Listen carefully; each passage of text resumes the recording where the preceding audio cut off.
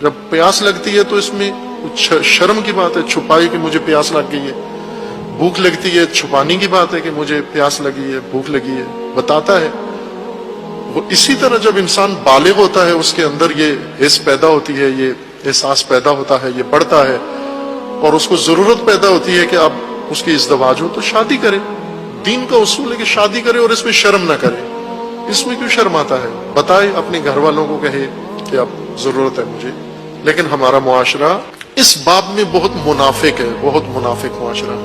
ماں باپ کو یقین ہے کہ بچے غلط کام کر رہے ہیں شہوت رانی کر رہے ہیں چونکہ عمر ان کی ایسی ہے پھر حالات ایسے ہیں پھر ماحول ایسا ہے ان کی دسترس میں فساد ہے ان کی اپروچ میں فساد ہے ان کے تعلقات پہ کوئی پابندی نہیں ہے نظارت نہیں ہے یہ یقیناً مبتلا ہے.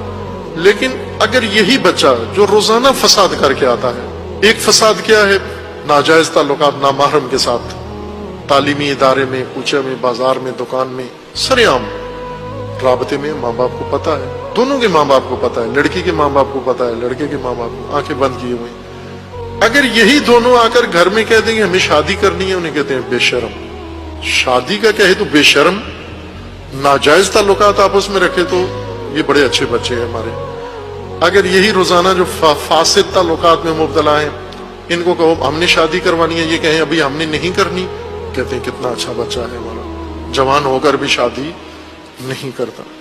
یہ منافقت ہے. نیچے کچھ اور ہے تہ میں اوپر کچھ اور ہے ظاہر کچھ اور ہے پیچھے کچھ اور ہے. کس کس فساد میں مبتلا ہے آج کے زمانے میں.